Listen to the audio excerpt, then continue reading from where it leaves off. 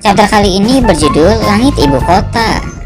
Cerita dimulai dengan kilas balik Momonosuke saat kastil Oden sedang terbakar 20 tahun yang lalu. Saat itu, keadaan benar-benar sangat buruk bagi Momonosuke dan orang-orang di pihaknya. Kejadian itu merupakan memori yang sangat buruk karena kejadian tersebut sangat mengerikan. Dalam kilas balik tersebut akan diperlihatkan saat-saat di mana Momonosuke memutuskan untuk melakukan perjalanan waktu ke masa depan memakai kekuatan milik Toki. Kemungkinan besar Toki juga akan muncul dalam kilas balik itu. Mungkin juga kilas balik tersebut bukan hanya sekedar menampilkan pemandangan yang mengharukan, melainkan akan pula memperlihatkan hal yang sangat penting dan menarik. Kembali ke masa sekarang ini, pertarungan seru antara Luffy melawan Kaido masih terus berlanjut. Seperti yang kita tahu dalam chapter yang lalu, Luffy menangkap petir, lalu dia tampak bersiap untuk melancarkan serangan kepada Kaido. Kali ini, Luffy benar-benar menyerang Kaido dengan petir itu. Luffy melancarkan serangan tersebut dengan nama Gomu-Gomu no Thunder. Menggunakan serangan semacam itu, benar-benar membuat Luffy menjadi sosok menyerupai dewa. Luffy bisa melakukan apa yang dia mau, termasuk menangkap petir dan menggunakannya sebagai senjata. Memang awakening buah iblis Hitonomi model Nika membuat Luffy bisa bertarung dengan bebas seperti yang terlihat dalam chapter belakangan ini. Kekuatan kebebasan dari awakening buah iblis yang Luffy konsumsi membuat Luffy bisa bertarung dengan mengandalkan imajinasi. Variasi serangan Luffy mungkin tidak terbatas. Dia bisa terus memakai teknik-teknik baru asalkan dia masih punya energi. Awakening buah iblis Hitonomi model Nika pun memberi Luffy tambahan energi dengan sangat cepat. Terbukti ketika Luffy kehabisan tenaga, dia bisa segera pulih lagi. Jadi, Luffy tidak perlu khawatir energinya akan cepat habis. Memang ada kemungkinan kekuatan awakening akan punya dampak buruk di tubuh Luffy, tapi itu urusan nanti saja. Yang penting, dalam pertarungan kali ini, Luffy bisa bertarung dengan bebas melawan Kaido. Serangan Gomu-Gomu no Thunder dari Luffy pasti sangat kuat karena serangan itu mengandung petir asli dari alam. Namun tentu Kaido masih belum kalah walau diserang oleh Luffy dengan serangan tersebut. Kaido memiliki teknik serangan petir, jadi mungkin tubuhnya sudah beradaptasi dengan petir. Sisik di tubuhnya juga sangat keras dan bisa menahan berbagai serangan kuat. Luffy harus memakai teknik yang lebih kuat untuk bisa mengalahkan Kaido. Kaido juga menegaskan bahwa Goldie Roger bukan pengguna buah iblis. Dia mengatakan kemampuan buah iblis tidak diperlukan untuk mendominasi dunia, karena Roger yang tanpa buah iblis saja bisa menjadi Raja Bajak Laut. Sejak lama, memang banyak penggemar sudah menduga bahwa Roger bukan pengguna buah iblis. Kali ini, dugaan dari banyak orang itu sudah terbukti karena telah dikonfirmasi langsung oleh Kaido.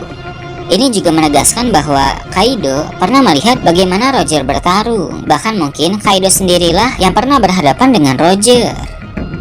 Dikatakan bahwa selama hidupnya, Kaido pernah dikalahkan sebanyak 7 kali. Nah, salah satu orang yang pernah mengalahkan Kaido adalah Goldie Roger. Ini mungkin terjadi saat insiden God Valley. Sebelum Roger berhadapan dengan Rocks di Sebek, dia sempat berhadapan dengan Kaido. Di situ pun Kaido kalah oleh Roger dan Kaido mengakui bahwa Roger sangat kuat meskipun tanpa buah iblis. Setelah itu, cerita beralih ke tempat di mana Orochi berada. Seperti yang kita tahu, Orochi sedang terbakar karena disentuh oleh Kazenbo. Namun, rupanya Orochi masih belum juga mati. Diperlihatkan Orochi yang terbakar masih bertahan hidup dan paku batu laut yang menancap di tubuhnya ternyata sudah terlepas. Dengan terlepasnya paku batu laut itu, Orochi pun dengan cepat menyelamatkan diri dengan cara berubah wujud menjadi Yamata no Orochi. Kemudian, di bagian akhir chapter, fokus cerita beralih ke pertarungan Luffy melawan Kaido. Luffy lagi-lagi menggunakan teknik baru untuk melancarkan serangan kepada Kaido. Luffy menciptakan pukulan yang sangat besar, yang bahkan ukuran dari pukulan tersebut lebih besar dari Onigashima. Dari ukurannya saja dapat dipastikan bahwa pukulan Luffy itu akan sangat luar biasa. Sebelumnya, Luffy sudah membuat seluruh tubuhnya menjadi besar. Nah, kali ini kekuatan Luffy itu difokuskan kepada tangannya saja, sehingga ukuran tangan Luffy menjadi sangat besar, bahkan lebih besar dari Onigashima. Pukulan sebesar pulau ini tentu sangat dahsyat dan tidak mungkin bisa ditahan oleh Kaido. Menghindar pun tidak akan sempat karena jangkauan dari serangan ini benar-benar luas. Energi Kaido sepertinya tinggal sedikit lagi, karena di chapter sebelumnya dia sempat terlihat kelelahan. Itu sangat wajar, mengingat sebelumnya Kaido juga sempat melawan banyak musuh sebelum melawan Luffy. Kaido juga menggunakan teknik awan api untuk menerbangkan Pulau Onigashima, yang tentu teknik itu menguras banyak tenaga. Jadi, dengan energi Kaido yang tinggal sedikit ini, kecil kemungkinan dia bisa menahan serangan Luffy yang dahsyat itu. Maka sepertinya kekalahan Kaido tinggal sebentar lagi. Jika Kaido kalah dan tidak sadarkan diri, otomatis awan api yang mengangkat Pulau Onigashima akan hilang dan Pulau Onigashima pun akan jatuh. Dengan begitu, Momonosuke harus segera menciptakan awan api berukuran besar untuk menahan Pulau Onigashima yang akan jatuh. Saat ini, Pulau Onigashima sudah mendekati ibu kota bunga, sehingga jika pulau itu jatuh, maka akan menimbulkan banyak korban dan kehancuran. Momonosuke harus menahan pulau itu dan memindahkannya ke tempatnya aman, agar para warga bisa selamat.